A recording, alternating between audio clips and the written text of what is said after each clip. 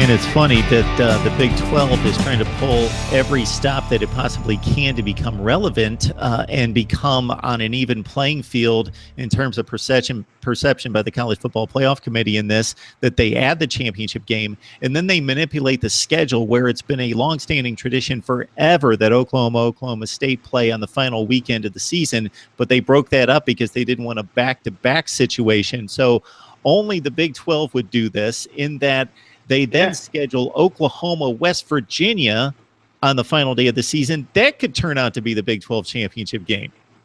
Oh, yeah, no, and listen, one thing I would add is this, and I don't think enough people are talking about it. I think it was the dumbest thing the Big 12 could have possibly done. You know, we talked about all those data points, and they brought in all the outside people that are conducting all these surveys, and should we expand, should we do this, should we do that? At the end of the day, you just got to put a better product on the football field, and I think a big part of the Big 12's future success is how does Tom Herman transition at Texas. You know, it's funny, people are talking about the downfall of the Big 12. Here's a simple truth. Every conference has those one or two kind of bell cow programs that when they're playing their best, when they're at their peak, it makes everybody else look better, right? Like 3 or 4 years ago, we're talking about, the Big Ten and what is wrong with, how bad is the Big Ten? They're the worst conference in major college football. All of a sudden, Jim Harbaugh gets to Michigan, James Franklin gets to Penn State, Urban Meyer gets things rolling at Ohio State. Now we're talking about the Big Ten is potentially the best conference in college football. The same thing with the ACC. Clemson and Florida State, so good for so long. All of a sudden, Miami has things going in the right direction with Mark Richt. Justin Fuente seems to have things going in the right direction with Virginia Tech. All of a sudden, the ACC looks like it is in the in a good position going forward. So I think it's funny to me that the Big 12 made this move. Like, I get it. I think if you're asking, a random focus group that you're bringing in that knows nothing about college football, sure, having a conference championship game makes sense. It looks good. It's a 13th game. It's an extra data point. Here's a simple truth. If Texas was 11-1 this year without the college football playoff or without the conference championship game, they're going to the college football playoff. Same with Oklahoma, same with Oklahoma State. It's about having a better product across the board on the field. You don't need this conference championship game. To me, it's funny, and it'll be ironic if on that last weekend of the season, be at the conference championship game, whether it's Oklahoma, West Virginia, whether it's West Virginia. Imagine if they cost themselves a spot in the college football playoff if the best team has a loss. I think it's going to be fascinating to watch. I think it's one of the most kind of talked about stories going into the season. I will be fascinated to see. I think this was a big tactical mistake by the Big 12, but we will see, over these next couple months. So somebody has run the numbers through conference championship game history, and the team that lost the regular season game then got a rematch in the championship game in a conference won 40% of the time. So that's bad news.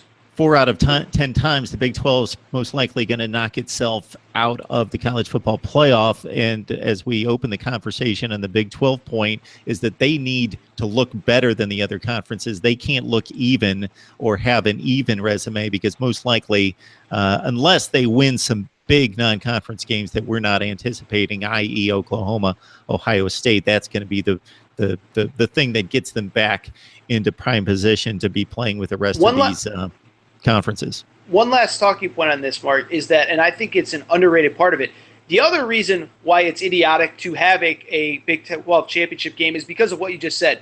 We're guaranteed a rematch, and somebody is guaranteed not necessarily to get screwed, but to be put in a really bad position. And the thing that I think we just look at it, the other 4 power conferences have a conference championship game, so we need one too. You know what the other difference between those conferences is? Every division virtually is unbalanced. So right now, the SEC West is way better than the SEC East. So yeah, Alabama has an extra game on their schedule, but it's been a long time since the winner of that division has been a threat. It's the same thing in the ACC. You want a great stat, Mark? The winner of Florida State Clemson has won the ACC Atlantic, I believe, the last 8 seasons, and I could be mistaken on this. They have won the ACC the last 6 years. So it's not that big of a deal to go to an extra game. The Big 12, there really isn't that much separation between the top 3 or 4 teams, Oklahoma, Oklahoma State, Kansas State, West Virginia, maybe Texas. So to me, just cue this tape, save it, so when we do our conference championship preview, our playoff preview in December, and the Big 12 is out of the college football playoff, we can go back to this conversation and say, see, they should have never gone to that conference championship game. Torres told you in early August. Nobody listened to him, and look at me now. And oh, by the way, if I get that wrong, just erase this tape and it never happened, okay?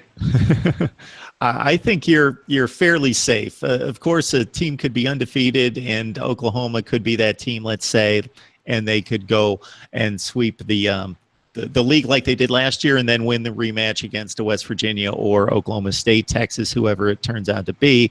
Most likely, though, it's going to ruin a season for that particular team and, in the wake, the Big 12 in total.